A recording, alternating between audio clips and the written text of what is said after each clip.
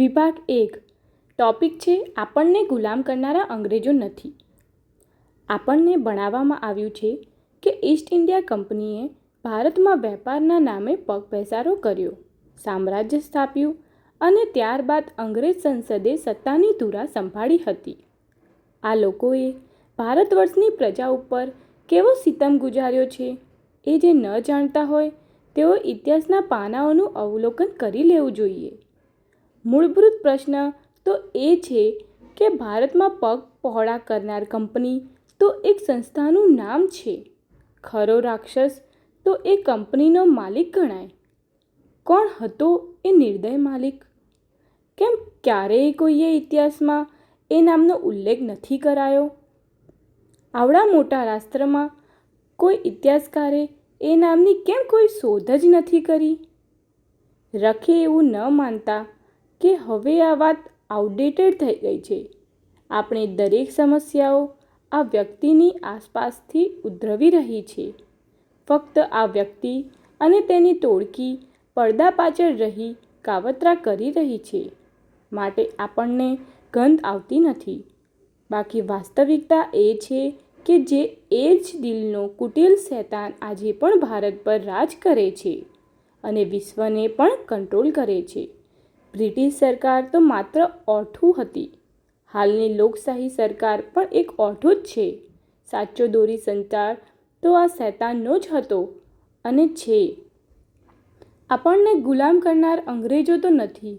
અંગ્રેજોની આડમાં આપણા પર રાજ કરનારા કોઈક બીજા જ છે. એ લોકો આજે માત્ર આપણા પર જ રાજ નથી કરતા પણ 95% વિશ્વ પર તેમનું સામ્રાજ્ય સ્થાપિત થઈ ચૂક્યું છે. કોણ છે એ શૈતાનો? શી રીતે તેઓએ વિશ્વ સામ્રાજ્ય હાસિલ કરી લીધું છે? તેઓ હવે શું કરવા માંગે છે? જાણવું હોય તો જોડાયેલા રહો. વૈશ્વિક ષડયંત્રનો અઢળક પ્રૂફ સાથે પર્દાફાશ થવા જઈ રહ્યો છે. ભારતની જેમ વિશ્વના પ્રત્યેક દેશોની પ્રજા સંતપ્ત છે. ચાહે એ અમેરિકા હોય કે યુરોપ, પરિસ્થિતિ એ જ છે. આ બધા જ દેશોમાં અને ખાસ કરી પશ્ચિમી દેશોમાં વિચારકો, સંશોધકો આ ઉપાધિઓના મૂળ સુધી પહોંચવા મથી રહ્યા છે. કોઈક વેટિકનને અપરાધી ગણે છે, કોઈ ક્રિશ્ચિયન મિશનરીઓને, કોઈ બિલ્ડર વર્ગને, કોઈ યહૂદી બેન્કરોને આરોપીની કઠોળામાં ખડા કરે છે. આ બધા પાસે અર્ધ સત્ય છે. આંધળા માણસો હાથીના પગને સ્પર્શીને હાથીને થાંભલા જેવો માને, કોઈ પૂંછડી પકડીને દોરડા જેવો માને. અહીં પણ સ્થિતિ આવી જ છે. પણ વસ્તુત બલા ઘણી વિરાટ છે. પૂર્ણ સત્ય એ છે કે વિશ્વભરની દરેક ઉપાધિઓની પાછળ એક ગુપ્ત સંસ્થાનો હાથ છે જેનું નામ છે ઇલ્યુમિનાટી. એક જ સંસ્થાના ગણ્યા ગાંઠા માણસો આખા વિશ્વને હચમચાવી શકે એ વાત ઘડે ક્યારેય ઉતરે નહીં એવી છે. પણ વાસ્તવિકતા આ જ છે. તેઓ શી રીતે સમગ્ર વિશ્વની મોટાભાગની સરકારો તથા મહત્ત્વની સંસ્થાઓને બાનમાં લઈને બેઠા છે તેનો સંપૂર્ણ ખુલાસો તમને અહીં મળી રહેશે. ઇલ્યુમિનાટીનો સંપૂર્ણ પરિચય. આ સંસ્થામાં ટોચના સ્થાને કુલ 13 પરિવારો છે જેઓ શુદ્ધ યહૂદી અથવા આંશિક યહૂદી છે. આના પરથી એમ ન માની લેતા કે યહૂદી કોમ આપણી શત્રુ છે, કારણ કે તેઓ પણ આ શૈતાનોથી પીડિત છે જેની કેટલાક યહૂદીઓને પણ જાણ નથી. આ 13 પરિવારોના નામ આ રહ્યા: રોથસ્ચિલ્ડ પરિવાર, રોકફેલર પરિવાર, એસ્ટર પરિવાર, બંડ પરિવાર, કોલિન્સ પરિવાર, ડુપોન્ટ પરિવાર, ફ્રીમેન પરિવાર, કેનેડી પરિવાર, લી ઓનાસિસ પરિવાર, રેનોલ્ડ્સ પરિવાર, રસેલ પરિવાર, ક્રુપ પરિવાર અને એક રાજવી ખાનદાન જેમાં બ્રિટનના રાણી એલિઝાબેથ વગેરેનો પણ સમાવેશ થાય છે. આ બધામાં રોથસ્ચિલ્ડ પરિવાર સૌથી કેન્દ્રવર્તી પરિવાર છે. આ લોકો વંશ પરંપરાગત રીતે વિશ્વ સામ્રાજ્ય હાંસલ કરવા માટે સદીઓથી સક્રિય છે. આ સમૂહને ગ્રાન્ડ ડ્યુઇડ કાઉન્સિલ કહેવાય છે. આમાં અન્ય કોઈ પરિવારનો પ્રવેશ નિષિદ્ધ છે. તેમની નીચે 33 વ્યક્તિઓનો સમૂહ છે અને ત્રીજા સ્તરમાં 300 જેટલા લોકો છે. આ 33 અને 300 લોકો વિશ્વના અતિ શ્રીમંત, અતિ સંપન્ન લોકો છે. તેમાં પણ 33ની કમિટીમાં તેમને જ સ્થાન મળે છે કે જેમણે ઇલ્યુમિનાટીના એજન્ડા માટે કોઈ મોટું પરાક્રમ કર્યું હોય. 1/5/1776ના દિવસે આ સંસ્થાનું પુનઃસંગઠન થયું હતું. તેમાં એડમ વિસ્ટ નામનો યહૂદી પંડિતનો દીકરો, જે યુનિવર્સિટીમાં ઇન્સ્ટ્રક્ટર તરીકે કામ કરતો હતો, તેની અહમ ભૂમિકા હતી. તેને પગારદાર માણસ તરીકે રાખી ત્યાંના સમાજના ક્રીમ વર્ગને ઇલ્યુમિનાટીમાં જોડાવાનું શરૂ થયું. એ લોકોને એમ સમજાવાયું કે આ સંસ્થાના ગુપ્ત પ્રયાસોથી વિશ્વનું હિત થશે અને ભોળા લોકો અજાણતા જ શૈતાનિયતના સેવક બની ગયા. આ 13 પરિવારોને જેમ વિશ્વ સામ્રાજ્યની ઝંખના હતી, તેમ ફ્રીમેશન નામના વિરાટ સંગઠનમાં જોડાયેલા લોકોની પણ આવી જ કંઈક ખેવના હતી. એક જ લક્ષ્યાંક હોવાથી 20/12/1781ના દિવસે ફ્રીમેસન ઇલ્યુમિનાટીમાં જોડાઈ ગયું. 1776ની સાલમાં ફ્રીમેશનની 3જી વૈશ્વિક સભા યોજાઈ હતી, જેમાં વિવિધ દેશોના 30 લાખ લોકો જોડાયા હતા. આજની તારીખમાં લાખો લોકો ફ્રીમેસનમાં જોડાયેલા છે. ફ્રીમેસનનું કામ પોતાને ઉપયોગી માણસોને પોતાની જાળમાં ફસાવી તેનો પોતાના સ્વાર્થ સિદ્ધ કરવા ઉપયોગ કરવાનું છે.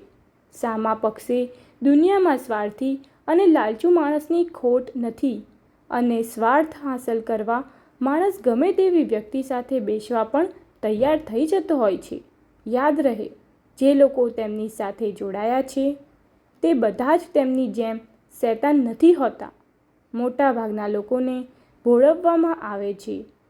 સમાજનું, દેશનું કે વિશ્વનું ભલું થશે એવું સમજાવી ધાર્યા કામ કરાવડાવે છે, અથવા તો સમાજ, દેશ કે વિશ્વને કોઈ પણ નુકસાન કર્યા વગર તેને મોટો ફાયદો થશે એવું સમજાવી દે.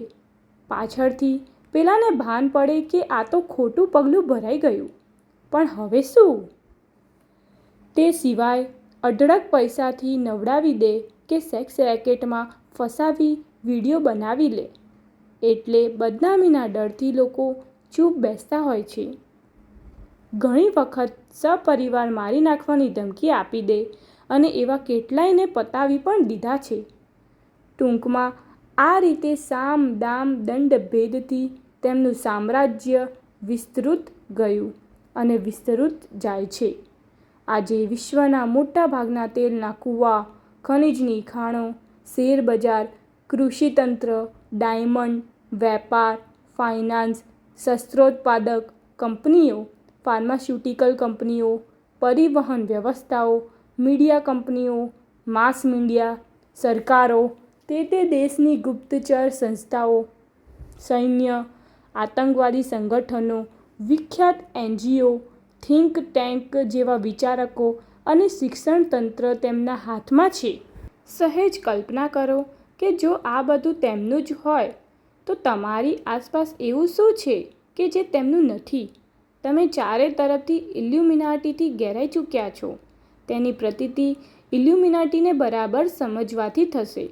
લંડનમાં બેંક ઓફ ઇંગ્લેન્ડ નામની પ્રાઇવેટ બેંકના માલિક રોથસ્ચિલ્ડ રહે છે, જે ઇંગ્લેન્ડના સાચા રાજા છે. બ્રિટિશ પાર્લામેન્ટ પર આ મહાશયનો પૂરો કંટ્રોલ છે. છેક 1886માં એન્ડ કાર્નેગીએ કહ્યું હતું કે 6-7 લોકો પાસે એટલી બધી તાકાત છે કે તેઓ સંસદને પૂછ્યા વગર ગમે ત્યારે દેશમાં યુદ્ધમાં ઘસડી શકે છે. બ્રિટિશ સંસદ તે સમયે પણ જો તેમની આ હદે ગુલામ હોય તો તેમની શક્તિની માત્ર કલ્પના જ કરવાની રહે ને?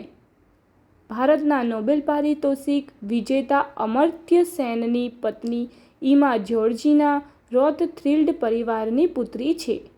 UPAના રાજમાં અમર્ત્ય સેનની સલાહ મુજબ ભારતની અર્થનીતિમાં ઘણા વિઘાતક ફેરફારો થયા હતા.